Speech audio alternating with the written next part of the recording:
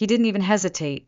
1 second, his hand was at his side, fingers twitching like he was waiting for some invisible cue. The next, it sliced through the air and connected with my face, so hard it sent me reeling backward into the marble centerpiece. My ears rang. My lips split. The party fell silent. For a heartbeat, nobody moved. 50 of Manhattan's most powerful people, judges, senators, CEOs, the kind of people who make decisions behind closed doors, watched me crumple in my crimson Dior. The man who'd once whispered poetry into my skin had just slapped me across the face like I was nothing more than a problem he was programmed to eliminate. And then I laughed. It started as a low bubble in my throat, sharp and crystalline.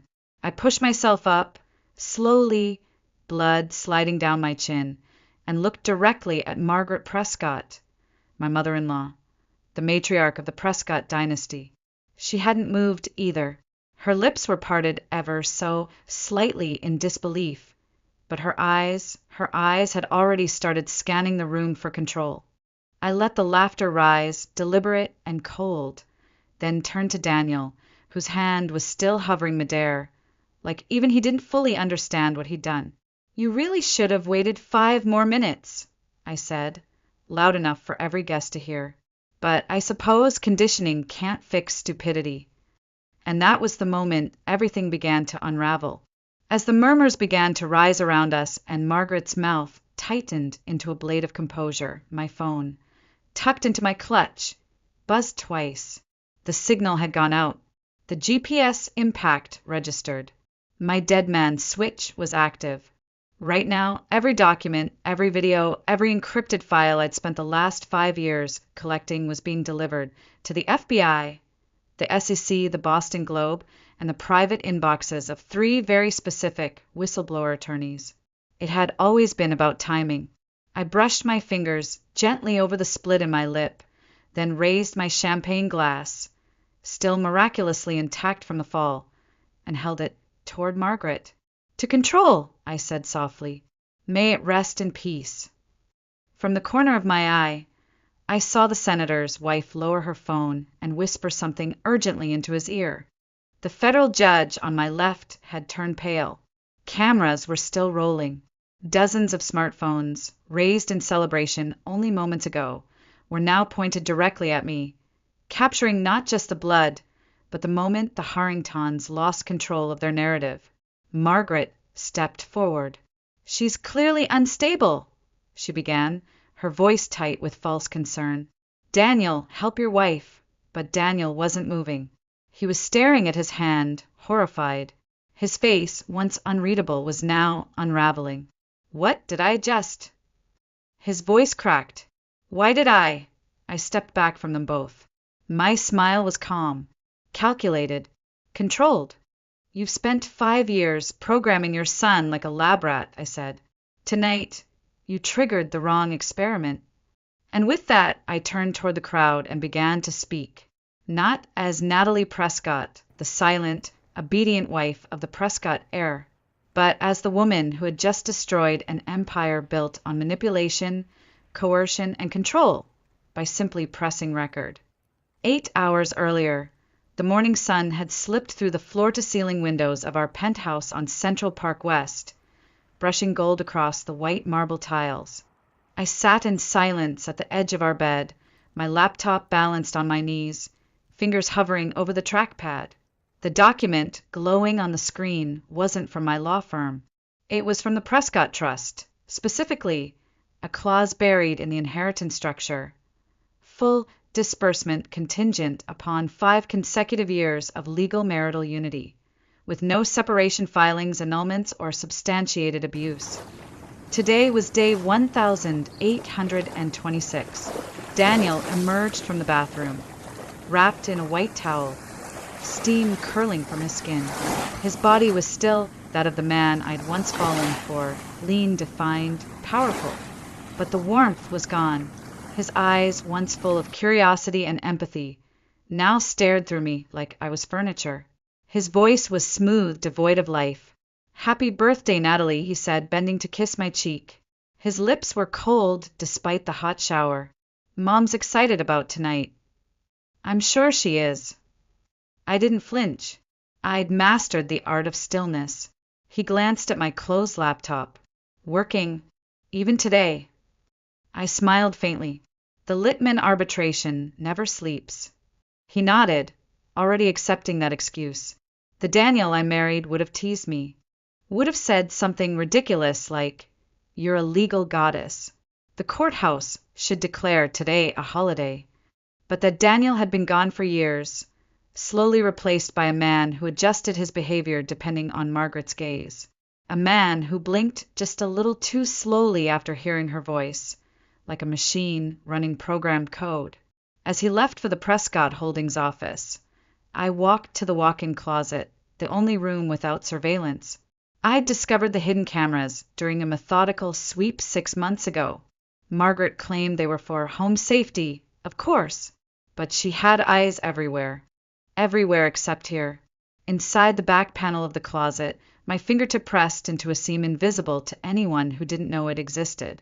A section of the wall clicked open. Behind it, a case sealed tight against heat, water, and scrutiny. Inside were 3 burner phones, 2 external drives, and my secondary laptop. The real laptop. The one Daniel and Margaret didn't know existed. I logged in and reviewed my asset tree. Files indexed by category. Bank laundering, SEC bribes, psychological conditioning, therapy payments. It had taken 3 years to build the evidence, and 2 more to verify it. I wasn't just a wife collecting proof of abuse.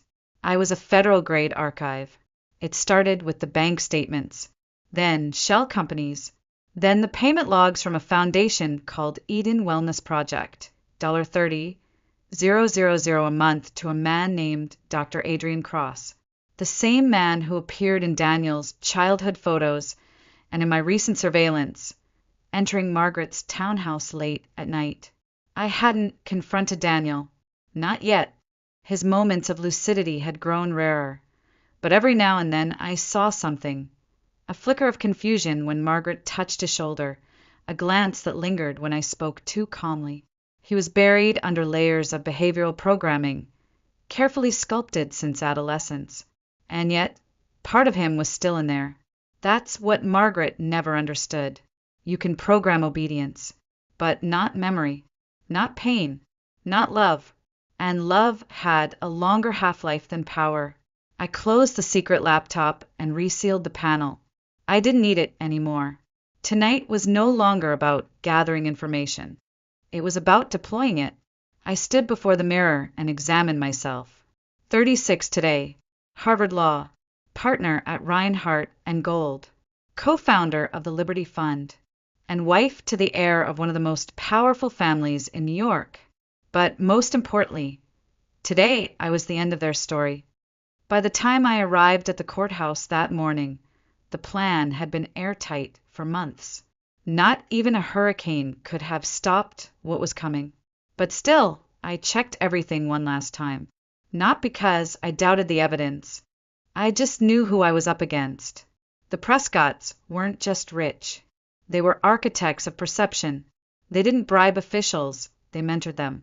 They didn't silence critics, they elevated them, until those critics forgot what they were ever mad about.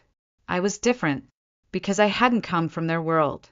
I'd built my own name in a field that rewarded facts over favors, logic over loyalty. And now, I was using the very legal tactics they'd taught me to dismantle their empire piece by glorious piece. My contact at the SEC had confirmed receipt of the latest data package.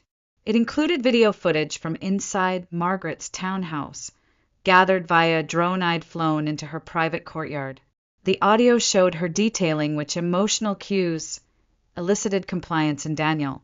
It was clinical, calculated, cold.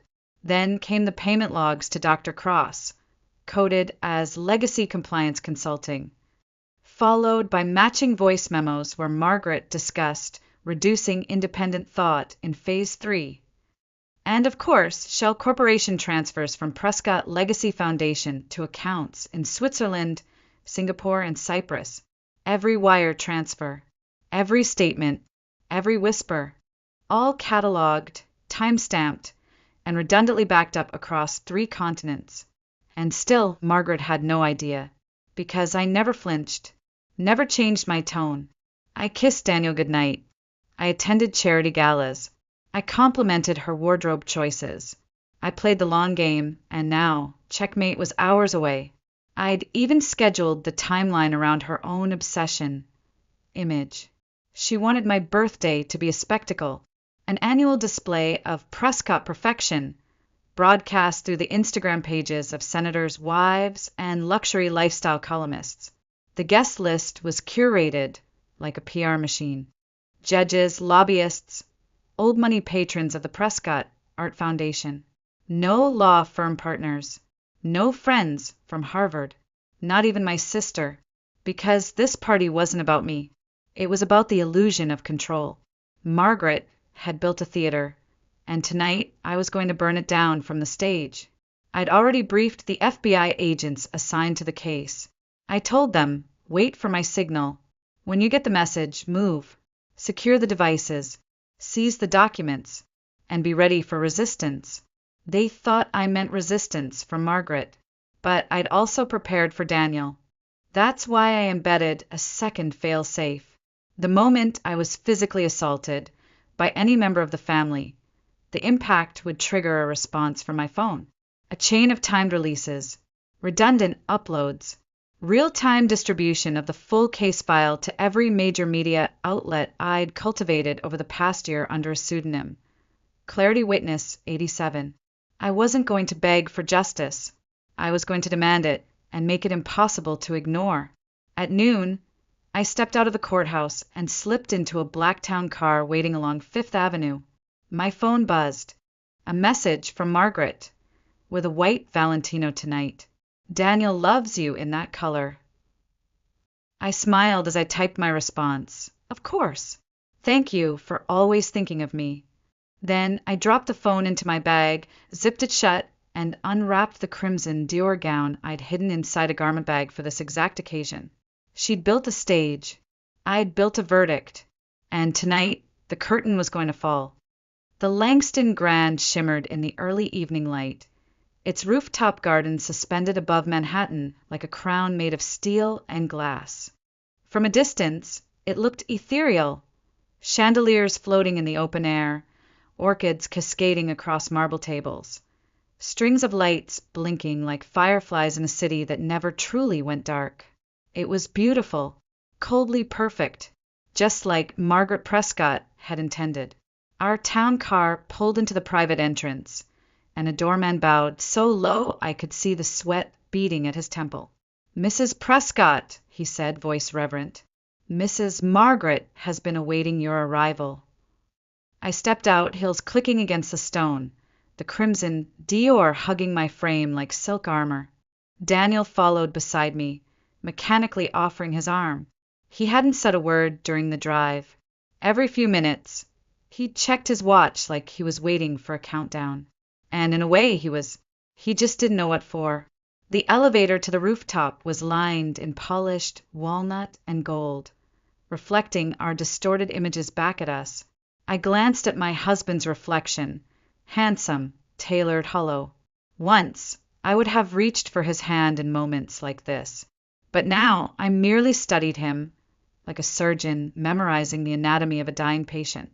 When the doors opened, the party unfolded like a scene from a lifestyle magazine. Champagne towers, ice sculptures, a string quartet playing Vivaldi beneath a canopy of glass. And in the center, framed by white orchids and bathed in sunset, stood Margaret Prescott, queen of the evening.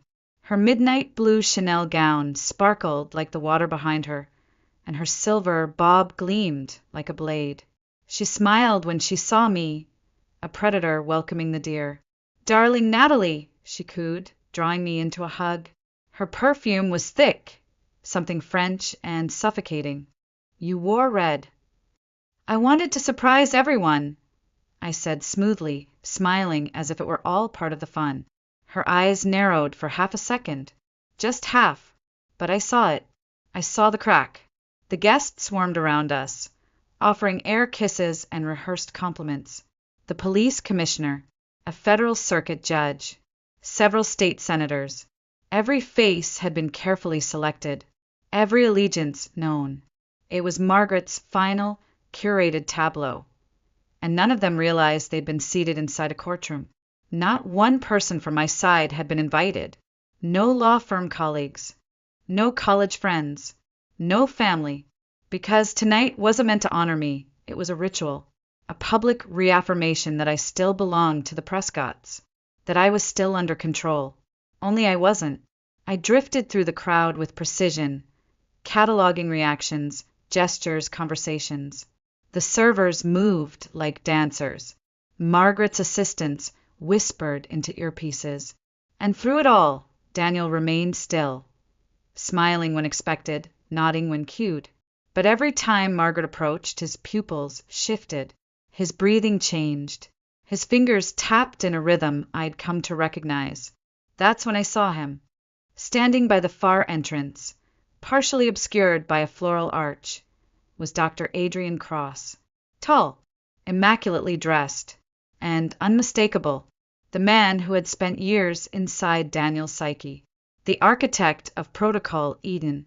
The puppeteer. He wasn't supposed to be here, which meant Margaret had accelerated the timeline. I watched as William, the family's legal fixer, intercepted him. Their words were low, fast, clinical. "The trustees won't extend again," William muttered. "We're out of time." "The protocol risks instability if rushed," Cross replied. "He's fragmenting already." They noticed me watching. Cross turned, his face smooth and unreadable. "Mrs. Prescott," he said, stepping forward and extending a hand. "Happy birthday. You look radiant." I took his hand, briefly, cold skin, calculating eyes. "It's been, what, 15 years since you worked with Daniel?" I asked, voice light. "On and off," he replied. "The Prescotts are more like family than clients." "How fortunate," I murmured, meeting his gaze, "for everyone involved." He blinked. Once. His pupils dilated slightly. He was nervous. Good. As dinner was announced, Margaret took her place at the head of the long, glittering table. Daniel sat beside me, Dr. Cross directly across. Margaret raised her glass, silencing the room. "To Natalie," she declared, smiling with syrupy warmth. "A woman of strength, loyalty, and elegance. A true Prescott in every way." The table clinked glasses. I lifted mine untouched, and in my lap, hidden beneath the folds of crimson silk, my fingers hovered over my phone. One tap away from more. The first course arrived in elegant symmetry. Oysters nestled on crushed ice, accented with edible pearls and gold flakes. Margaret beamed from the head of the table, like she'd personally hunted and plated them. Every movement around me was practiced. The subtle shift of shoulders, the synchronized laughter, the toasts rehearsed and shallow. But beneath it all, there was tension. Margaret hadn't just planned a birthday party. She'd choreographed an unveiling, and I was the exhibit. Dr. Adrian Cross sat across from me, meticulously watching every interaction between me and Daniel. He didn't eat. He didn't drink. He simply observed, occasionally typing brief notes into his phone with clinical detachment. Daniel, to his credit, played his part well.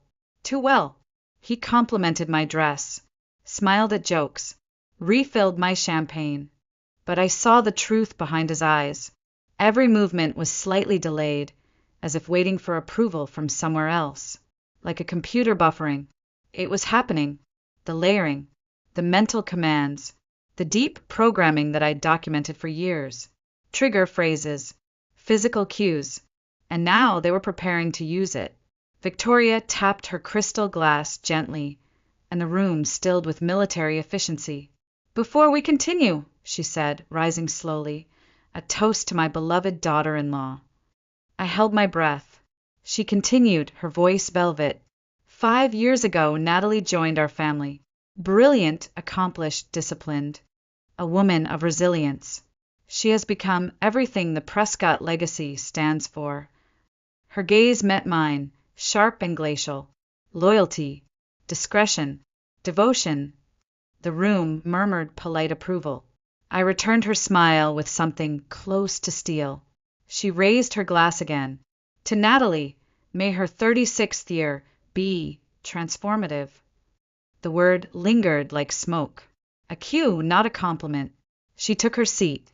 Moments later, a server wheeled out a marble-topped table stacked with Tiffany boxes and Cartier bags. All for show. A luxury facade to distract from what was truly coming. Margaret moved behind my chair with eerie grace, placing a manicured hand on my shoulder. "Such a perfect evening," she whispered, loud enough for me alone. "And after dinner, a very special announcement." Her fingers pressed into a pressure point at the base of my neck, subtle, proprietary, rehearsed. That was her next cue. Daniel's hand, resting beside his plate, twitched. His breathing shifted. His pupils contracted. I checked my phone under the table. The screen was dark, but the trigger was hot. She was about to spring the trap. The next gift was handed to me, a diamond bracelet nested in white velvet. A beautiful shackle. "It's lovely," I murmured. "Daniel," Margaret said sweetly, "help your wife put on." He obeyed instantly, fastened the clasp, and smiled at me like a well-trained actor. But the next gift was not a box. Margaret clinked her glass again and gestured toward the staff. "Before dessert," she said, "we'd like to honor Natalie with a brief family tribute." Every guest adjusted in their seat. Phones came out. Cameras began recording. Even the lighting shifted subtly, warmer, centered on me. Daniel stood, glass in hand. His voice came flat, lifeless. "Natalie, you've betrayed us." It hit like ice. The air in the terrace changed. Gasps echoed. Even Dr. Cross looked up. "We know about the investigation," Daniel continued. "About the files. The contacts with the SEC. Margaret watched him proudly, like a mother admiring her puppet's first recital. And then, without warning, Daniel's arm moved. Fast, violent. The slap cracked across my face like a thunderclap. I stumbled sideways, colliding with the table. Blood bloomed across my lip. My champagne flute shattered at my feet. The room froze. Margaret didn't speak. Not yet. She was waiting to see how I'd react, what role I'd play. But I didn't give her the performance she expected. I laughed. Slow, cold, rising. Daniel's face paled. "You couldn't have timed it better if you tried," I said, wiping blood from my mouth with a linen napkin. "Congratulations, Margaret. You just delivered my closing argument." I didn't flinch. I didn't cry. I stood there, crimson Dior smeared with blood, and I smiled with perfect clarity. "You should all check your phones," I said calmly, lifting my voice just enough to ripple through the stunned terrace. "You've just witnessed the physical activation of a psychological conditioning program documented in over 6,000 pages of evidence." Eyes widened. Fingers fumbled. Around me, phones lit up. News alerts buzzed. Screens refreshed to headlines that had been embargoed until now. Breaking. Federal investigation launched into Prescott Foundation. Insider report. Mental conditioning program used on air. Exclusive. Billions in charity funds laundered abroad. Margaret's mask finally cracked. You provoked this," she hissed. "You engineered this moment."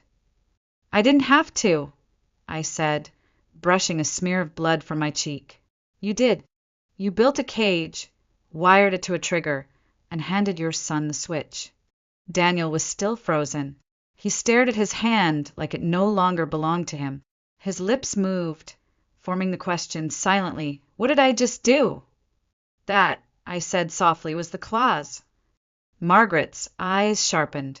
"What clause?" "The trust clause," I replied. 5 uninterrupted years of marriage. No legal filings. No evidence of abuse. I turned toward the crowd. Until tonight.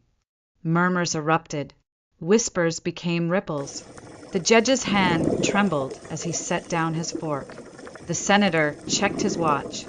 A university dean took a step back. Daniel finally spoke. I didn't mean to hit her.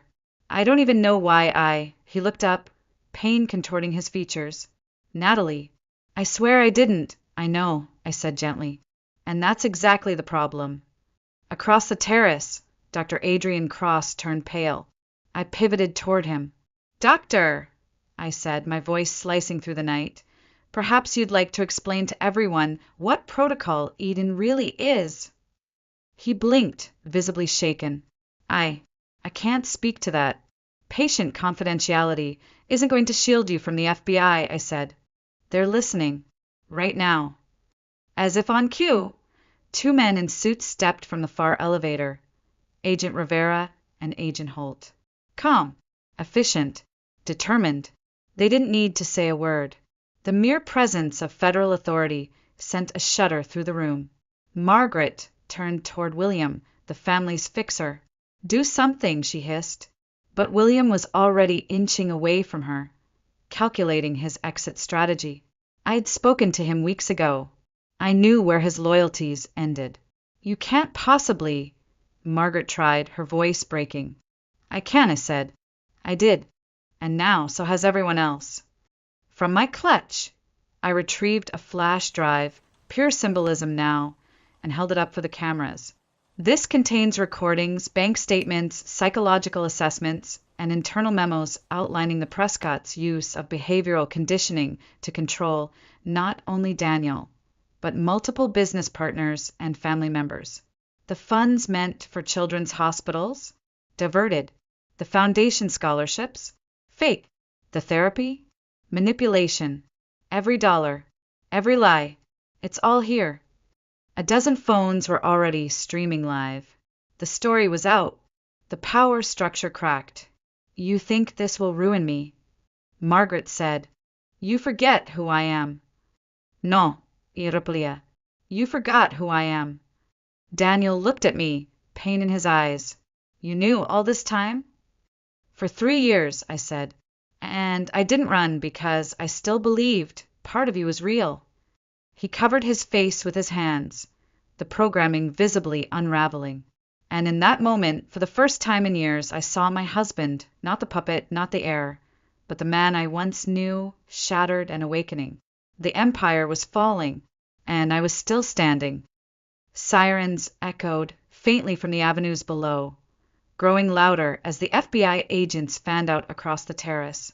Agent Rivera approached Margaret with clinical calm, presenting a sealed warrant.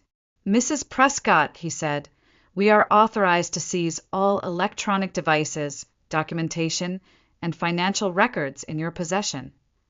Margaret snatched the paper, scanning it desperately for an escape clause. There wasn't one. Her fingers trembled as the page curled slightly in the evening breeze. She turned to William, the fixer who'd once defended her legacy at all costs. But he had already stepped away, his phone to his ear, his expression unreadable. Survival instinct activated. This is absurd, she muttered. A family matter being twisted into a federal case. I finished for her, my voice unwavering. And soon a public trial. The chaos unfolded beautifully. Servers froze with silver trays in their hands. Guests scrambled to the edges of the rooftop, distancing themselves from the implosion. Phones buzzed with breaking alerts, each more damning than the last. Daniel had slumped into a chair near the end of the table, his elbows on his knees, hands gripping his hair. The cracks in his conditioning were now chasms. For the first time in years, he looked lost. I approached slowly, kneeling just outside his reach. Daniel, I said softly, the response you gave tonight wasn't yours. It was designed, engineered, installed. His voice broke. I hit you. You were programmed to react to her voice, to her words. She's been pulling your strings since you were a child. He shook his head, like trying to rattle the memories loose. The lake house, the study, the migraines when I refused to cooperate, the lessons I didn't choose. Oh God, You're not the only one, I said gently, but you're the only one who still has a choice. Across the terrace, Dr. Cross was now seated with Agent Holt, his clinical detachment evaporating. I caught fragments of his voice. I didn't know how far she'd take it. I was just following protocols. I didn't authorize the sedatives, his self-preservation finally eclipsing loyalty. Margaret, meanwhile, was surrounded. Her power now meant nothing. The fear she once commanded had dissolved under the weight of truth. Her mask cracked, finally irreversibly. She looked small, mortal. I turned back to Daniel. You asked me once, I said, if any of it was real. The answer is yes. In the beginning it was. His eyes found mine. Clearer now. Sadder. Then why didn't you leave sooner? Because I saw the man you used to be, I whispered. And I thought maybe, just maybe, I could bring him back. Around us, the rooftop was transforming into a crime scene. Margaret was escorted away in handcuffs. The chandeliers no longer shimmered. They swung slightly in the wind, catching no light. The perfect illusion had shattered. 6 months later, I sat at the back of a federal courtroom in downtown Manhattan, watching as Margaret Prescott, once the matriarch of Manhattan's most powerful family, entered in an orange jumpsuit and chains. The woman who had controlled entire industries with a whisper now stood before a judge, awaiting sentencing. Her legal team had collapsed. William had turned state's witness. Dr. Cross had testified in exchange for partial immunity. The documents I'd collected had been expanded by forensic analysts. The full scope of the Prescott corruption stunned even the prosecutors. The sentence, 28 years in federal prison for fraud, racketeering, conspiracy, and psychological abuse. I didn't cheer. I didn't smile. I simply breathed, because this wasn't just revenge. It was reclamation. I'd resigned from my firm the week after the rooftop incident. I couldn't defend corporations anymore. Not after what I'd seen. Not after what I'd survived. Instead, I founded the Cognitive Liberty Legal Foundation, dedicated to protecting those manipulated through coercion, gaslighting, and mental control. Our first clients were former Prescott employees. Then came others, victims of families, victims of spouses, victims of systems. Daniel never returned to Prescott Holdings. He entered treatment quietly under a different name. He sent me one letter. No apologies, no pleas, just a sentence. I'm trying to figure out who I am without her voice in my head. I never replied, but I think about that line sometimes, especially when I stand before survivors, when I teach young lawyers how to recognize psychological abuse hidden in legal systems. Because justice isn't always about punishment. Sometimes the most powerful verdict is finally hearing your own voice again.